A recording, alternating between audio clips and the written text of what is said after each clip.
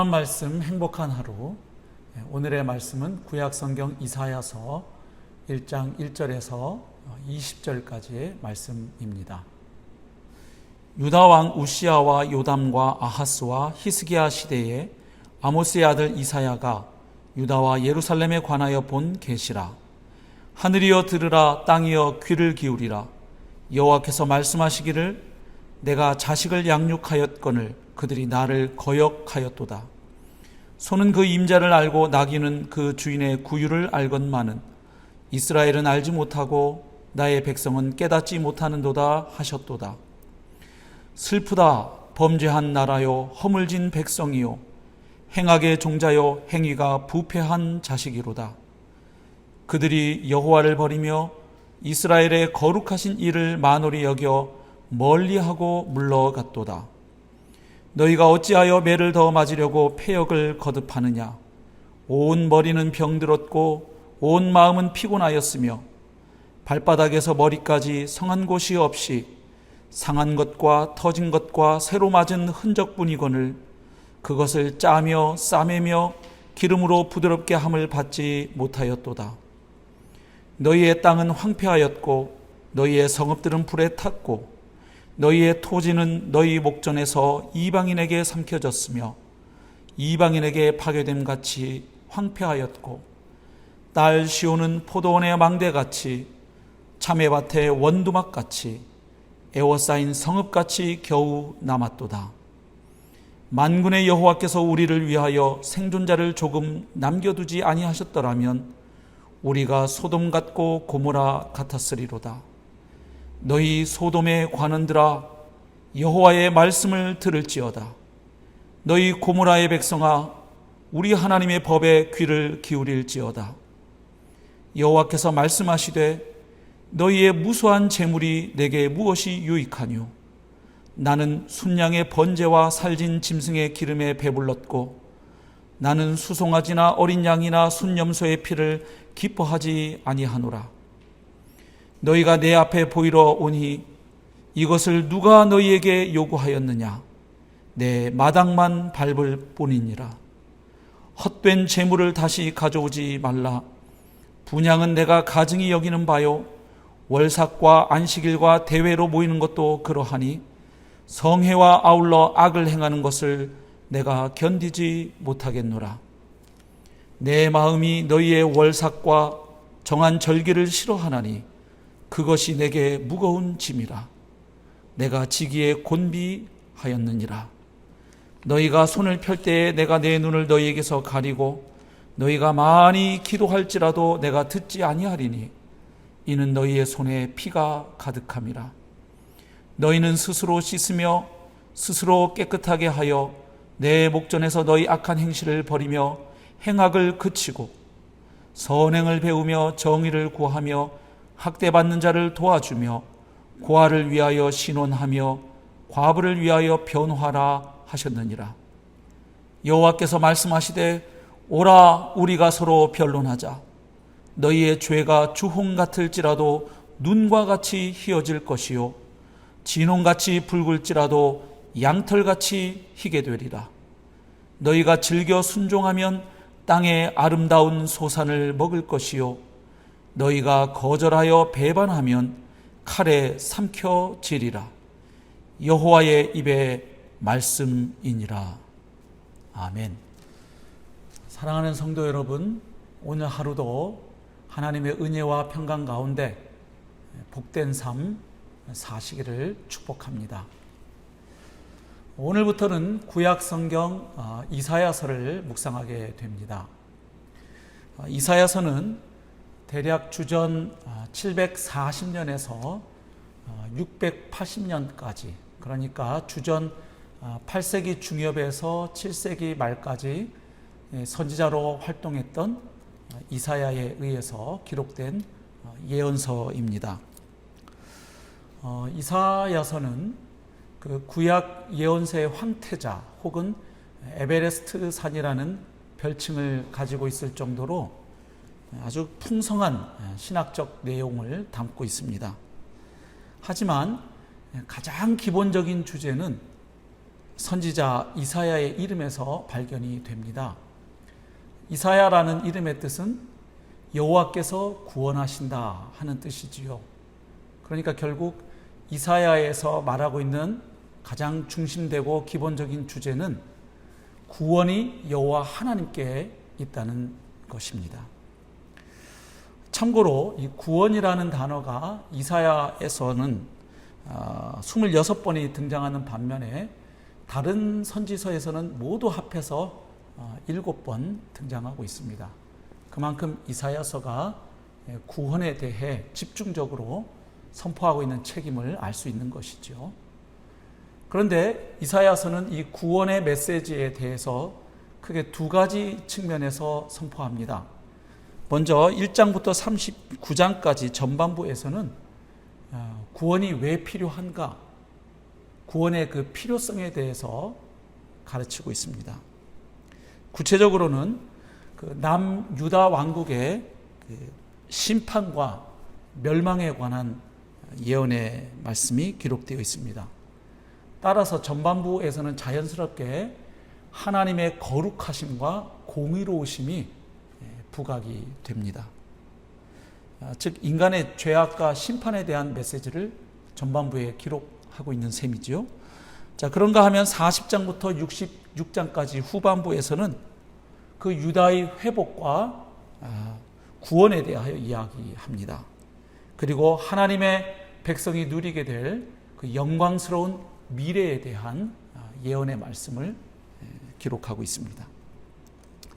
따라서 후반부에서는 하나님의 자비와 긍휼, 하나님의 은혜로우심이 부각되어 있는 것이죠.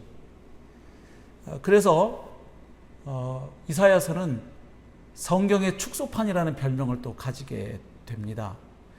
구약 성경이 39권, 그리고 신약 성경이 27권으로 이루어져 있는 것처럼 이사야서도 전반부 39장에서는 구약의 메시지를 요약하고 있고, 또 후반부 27장에서는 신약의 메시지를 요약하고 있다고 볼 수 있는 것이죠. 특별히 흥미롭게도 후반부가 시작하는 40장에 보면 신약 성경의 첫 출발이라고 할 수 있는 침례 요한에 대한 예언의 메시지가 기록이 되어 있습니다. 그리고 이사야서가 마무리되는 65장과 66장에 보면 이제 신약 성경의 마지막 내용인 새 하늘과 새 땅에 대한 예언이 기록이 되어 있지요. 그래서 이사야서를 가리켜서 구약의 복음서다, 또 이렇게 말을 하기도 합니다. 자, 이제 오늘 본문은 그 이사야서가 출발하는 부분이지요.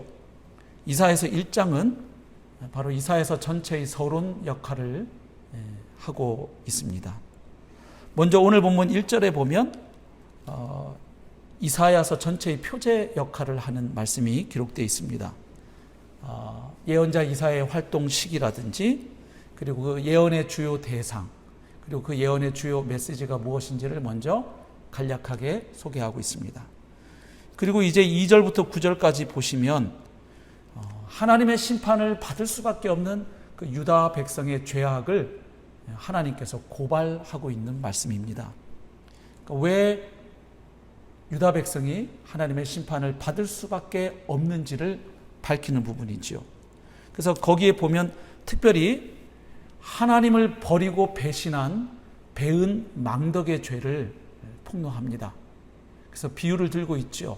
아버지와 아들의 비유, 또 주인과 주인의 소유인 짐승의 비유를 들어서 유다 백성이 하나님을 버리고 배신한 그들의 죄악이 얼마나 심각한 것인지를 폭로합니다. 근데 좀 특이한 것은 2절과 3절 보면 이 죄악을 고발할 때 마치 그 하늘 법정에서 벌어지는 우주적인 재판 장면과 비슷하게 묘사하고 있다는 거죠. 거기 보면 하늘과 땅이 증인으로 소환되고 있습니다.